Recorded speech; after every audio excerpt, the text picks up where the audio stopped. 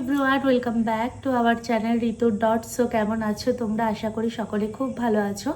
আমিও কিন্তু এখন মোটামুটি বেশ ভালো আছি, তবে বেশ কয়েকদিনের অসুস্থতার পর এখন বেশ সুস্থ আছি। আর এখন হচ্ছে ঘড়িকাটায় বাজে সন্ধ্যে 7টা সাড়ে 7টার মতো, আর এখন বসেছি আমি ইমিডিয়েটলি ভিডিওটা শ্যুট করতে। তার কারণটা হচ্ছে আমি তোমাদেরকে প্রমিস করেছিলাম আমি প্রত্যেকদিন ভিডিও দেওয়ার চেষ্টা করব, মানে ভিডিও দেব, কিন্তু বেশ কয়েকটা সমস্যার জন্য আমি কিন্তু ভিডিও দিতে পারিনি। তার সাথে সাথে ইম্পর্টেন্ট বেশ কয়েকটা জিনিস নিয়ে তোমাদের সাথে আলোচনা করব। যারা প্রেগনেন্ট মাদার রয়েছে তাদের জন্য কিন্তু এই সময়ের এই কথাগুলো খুবই গুরুত্বপূর্ণ। আর এখন তো যেহেতু সন্ধ্যে 7টা সাড়ে 7টা বাজে, এখন কিন্তু আমি নিয়ে বসে পড়েছি এই যে দুধ, মানে দুধ আর হলুদ। তো তার নেওয়ার কারণটাও আমি তোমাদের সাথে শেয়ার করব। প্রথম কথা হচ্ছে, এই বেশ কয়েকদিন ধরে আমাদের বাড়িতে যে সমস্ত জিনিসগুলো চলছে তার জন্য তো প্রচণ্ড ডিস্টার্বের মধ্যে দিয়েছিলাম। কারণ আমার মায়ের ছিল জ্বর, ভাইয়ের ছিল জ্বর, তাতে শেষ হতে না হতেই আমার হয়ে যায় শুরু জ্বর। তো সেই জন্য আমার শারীরিক অবস্থা আর কি খুব একটা যে ভালো ছিল সেটা না, মানে প্রচণ্ড জ্বর, গলা ব্যথা, কাশি, এই সমস্ত জিনিসগুলো ছিল। এখন যেহেতু ভাইরাস জ্বর প্রত্যেকটা বাড়িতে ঢুকলেই সেই বাড়ির পুরো একদম সবার হয়ে তবে বেরোচ্ছে, সেই জিনিসটাই কিন্তু আমার হয়েছে। তো যাই হোক, এখন আপাতত ভালো আছি। তবে তোমাদের সাথে কিছু জিনিস শেয়ার করি। এখন তো মানে ওয়েদার চেঞ্জ হচ্ছে, মানে কখনো গরম কখনো ঠান্ডা, আবার প্রচুর বৃষ্টি, সব সাথে সাথে ভাব, এই সব কিছু থেকেই কিন্তু আমাদের মায়েদের অত্যন্ত ঠান্ডা লাগছে। হ্যাঁ, এবার বাড়িতে যদি কারো আবার জ্বর হয়, সেই ভাইরাস জ্বর, সেটা থেকেও কিন্তু যারা প্রেগনেন্ট রয়েছে তাদের হচ্ছে। তো ভয় পাওয়ার কিন্তু কোনো কারণ নেই। আমার যখন ফার্স্ট জ্বরটা হয় আমারও কিন্তু ভয় লেগেছিল, কিন্তু ভয় পাওয়ার কোনো কারণ নেই। কারণ জ্বর হওয়ার সঙ্গে সঙ্গেই তুমি তোমার যে ডক্টরকে তুমি প্রথম থেকে দেখাচ্ছ তাকে অবশ্যই ফোন করো এবং তার কনসাল্টিং নাও।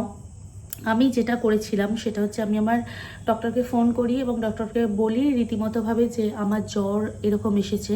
প্রথম আমার প্যারাসিটামল নিতে কিন্তু প্রচুর ভয় করছিল, কারণ আমি শুনেছি যে প্রেগনেন্সি অবস্থাতে প্যারাসিটামল নেওয়াটা কিন্তু একদমই উচিত না। কিন্তু না, এটা ভুল ধারণা।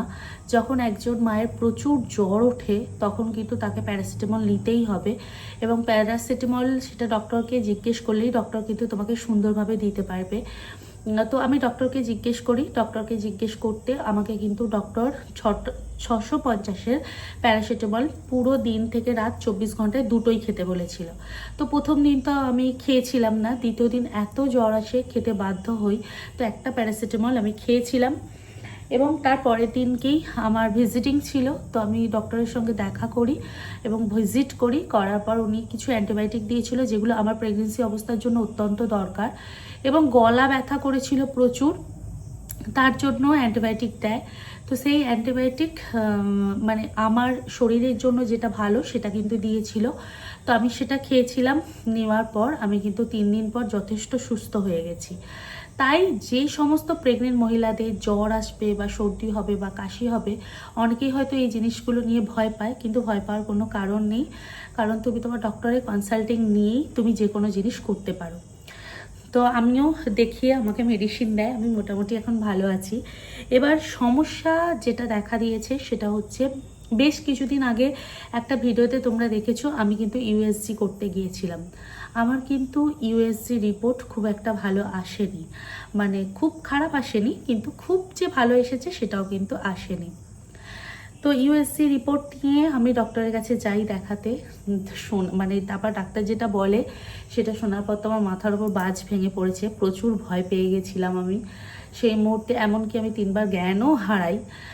তো যেটা হয়েছিল সেটা হচ্ছে, ইউএসজি রিপোর্ট দেখার পর আমাকে ডক্টর একটা কথাই বলল যে আমার যে বাচ্চার ঘরে জল, সেই জল কিন্তু সামান্য কম আছে, মানে একদম কিঞ্চিত আর কি কম রয়েছে। আর তার সাথে সাথে যেটা বললো সেটা হচ্ছে, আমি বেশ কয়েকদিন ধরে রিচ জিনিসটা খাচ্ছিলাম, মানে প্রায় 1 সপ্তাহ 1.5 সপ্তাহের মতো আমি রিচ খাবার খাচ্ছিলাম। সেই সমস্ত রিচ খাবার কিভাবে খেয়েছি ধরা পড়ে গেছে জানি না। তো ডক্টর জানতে পারে আমাকে রিচ খাবার খেতেই মানা করে দেয়, আমাকে শুধুমাত্র সবুজ সবজি, ফ্রুটস, আর তার সঙ্গে হচ্ছে ড্রাই ফ্রুটস, আর তার সঙ্গে প্রচুর জল খেতে বলে। এবার প্রেগনেন্সির প্রথম থেকে এখনও অবধি আমি কিন্তু প্রত্যেক দিন 5 থেকে 5.5 লিটার জল খাই খুনে। তো কিভাবে বাচ্চার মানে ঘরে যে জলটা কম হয়ে গেছে সেটা আমি জানি না কিভাবে কি হলো। তো যাই হোক, তার জন্য কিন্তু উপায় সব কিছুরই রয়েছে। তো আমাকে ছোট ছোট পাউচে ওয়ারিশের মতো দিয়েছে, 1 কাপ জলেতে একটা করে ডেলি খেতে বলেছে। তো সেই 1 কাপ জলে একটা করে ডেলি আমি এখন মোটামুটি খাচ্ছি। তো ওটা খেলে নাকি ঠিক হয়ে যাবে। এই সেম প্রবলেমটা আমার বোনেরও হয়েছিল। তো ওটা শোনার পর প্রথম প্রচুর ভয় পেয়ে গিয়েছিলাম। তারপর যখন বাড়িতে এসে বাড়ির সবার সঙ্গে আলোচনা করলাম, কথা বললাম, তো তখন বললো এটা কোনো ম্যাটারই না। আসলে ব্যাপার হচ্ছে কখনো কখনো এটা হয় যে জল কম পড়ে যায়, বা জল কমে যেতেই পারে কোনো কারণবশত। তো এটার জন্য ভয় পাওয়ার কোনো কারণ নেই। প্রচুর জল আর হচ্ছে ডাবের জল, তরমুজ, তার সাথে সাথে শশা, তার সঙ্গে সঙ্গে হচ্ছে যে মেডিসিন দিয়েছে সেই মেডিসিনগুলো যদি ঠিক মতো খেতে পারি তাহলে সেগুলো কিন্তু আস্তে আস্তে ঠিক হয়ে যাবে। তোমাদের সাথে শেয়ার করব সেটা হচ্ছে অবশ্যই কিন্তু বাইরের খাবার, তেল জাতীয় খাবার এই সমস্ত থেকে কিন্তু বিরত থেকো। কারণ এই জিনিসগুলো খাওয়ার জন্যই আমাকে কিন্তু ডক্টর আলো বলেছে যে তোমার শরীরে হয়তো এই কারণের জন্য জল কম হয়েছে। তাই তেল জাতীয় জিনিস, বাইরের কোনো জাতীয় জিনিস আর কি যতটা খাওয়া থেকে বিরত থাকবে ততটাই কিন্তু ভালো। আর তার সাথে সাথে যত দিন এগিয়ে আসে, মানে লাস্টের বেশ কয়েকটা দিনগুলোতেই কিন্তু যত সমস্যা এসে হাজির হয়। তো তাই আমি তোমাদেরকে বলবো, যারা প্রেগনেন্ট আছো তারা এই লাস্টের দিনগুলোতে খুব সাবধানে সাবধানে দিনগুলো কাটাও। কারণ আস্তে আস্তে আস্তে আস্তে তুমি এমন একটা দিকে এগোচ্ছ, এমন তোমাকে একটা ভগবান জিনিস দিয়েছে যেটা জিম্মেদারি সবাইকে কিন্তু দেয় না, এবং চাইলেও কিন্তু ভগবান তাদেরকে বিশ্বাস করে সেই দায়িত্বটা দেয় না। তাই আমি বলবো সেই দায়িত্বটা যাতে তুমি সুস্থভাবে সুন্দরভাবে পালন করতে পারো তার জন্য খেয়াল রেখো। তো এই রকম হচ্ছে জিনিসগুলো থেকে বিরত থেকো। আর অবশ্যই মানসিক সাপোর্ট, ডিপ্রেশন থেকে তো দূরে থাকবেই। তার সাথে সাথে হচ্ছে হাজব্যান্ডের সাপোর্টটাও তো খুব দরকার হয়। আমরা যেহেতু ফৌজির ওয়াইফ, দেখো আমাদের পরিবার যতই কাছে থাকুক হাজব্যান্ডের সাপোর্টটা কিন্তু আমরা পাই না। আর এই সময়টাতে লাস্টের দিনগুলোতে বিশেষ করে হাজব্যান্ডের সাপোর্টটা কিন্তু অত্যন্ত জরুরি হয়। কিন্তু ব্যাপার হচ্ছে আমরা সেগুলো পাই না। যেমন আমার হাজব্যান্ডের সাপোর্টটা আমার এখন খুবই দরকার, কিন্তু আমি এখন পাবো না। কারণ সে যদি এই সময় ছুটি নিয়ে আসে, সে হয়তো আমার ডেলিভারির টাইমে আর ছুটি নাও পেতে পারে। তো সেই জন্যই আর কি আমি বলবো, নিজের মনকে শক্ত যত কষ্টই হোক রেখে আস্তে আস্তে দিনগুলো কাটাও এবং ভগবানের নাম নিয়ে কাটাও, যাতে আস্তে আস্তে সব দিনগুলো পার হয়ে যায় এবং সুন্দরভাবে যেন পার হয়ে যায় এবং সুস্থভাবে সন্তানকে পৃথিবীতে আনতে পারো। তো যাই হোক, এখন আমার জন্য সবাই একটু ঠাকুরের কাছে প্রার্থনা করো যেন যে সমস্যাটা হয়েছে, এই 2 সপ্তাহ পরে আমার আবার একটা আর কি আছে, কনসাল্টিং আছে ডাক্তারের সঙ্গে, যেন ডক্টর বলে যে সব কিছু ঠিকঠাক আছে, এখন সুস্থভাবে তুমি থাকতে পারো। আর একটা যে প্রবলেম হচ্ছে সেটা হচ্ছে আমার লাস্টের দিকে অতিরিক্ত চিন্তার জন্য কিন্তু প্রেশার একটু হাই আছে।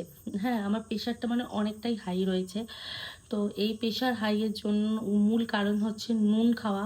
আমি কিন্তু কাঁচা নুনটা বেশ 2 সপ্তাহ ধরে অনেক খেয়েছি, হ্যাঁ, যার জন্য হঠাৎ করেই আর কি আমার প্রেশারটা আপ হয়ে গেছে। তো সমস্যা এখানে হয়ে গেছে, কিন্তু কিছু করার নেই। মানে আস্তে আস্তে সব কিছু ছাড়তে হবে। তবে আমি কিন্তু নুন টুন জিনিসগুলো এখন খাওয়া একদম বন্ধ করে দিয়েছি। এখন শুধুমাত্র প্রোটিন জাতীয় খাবার, সবুজ শাকসবজি, ফ্রুটস, এই সবগুলোর দিকে একটু ধ্যান দিয়েছি, যাতে বাচ্চার কোনো অসুবিধে না হয় আর পরবর্তীকালে আমারও যাতে কোনো সমস্যা না হয়। তো যাই হোক, আজকের ভিডিওটা আশা করি তোমাদের প্রত্যেকে খুব ভালো লাগবে। যদি ভালো লেগে থাকে অবশ্যই কমেন্ট করে জানিও। সকলে ভালো থেকো, সুস্থ থেকো। আবার দেখাবে পরবর্তী ভিডিওতে নতুন কোনো টপিকের সাথে।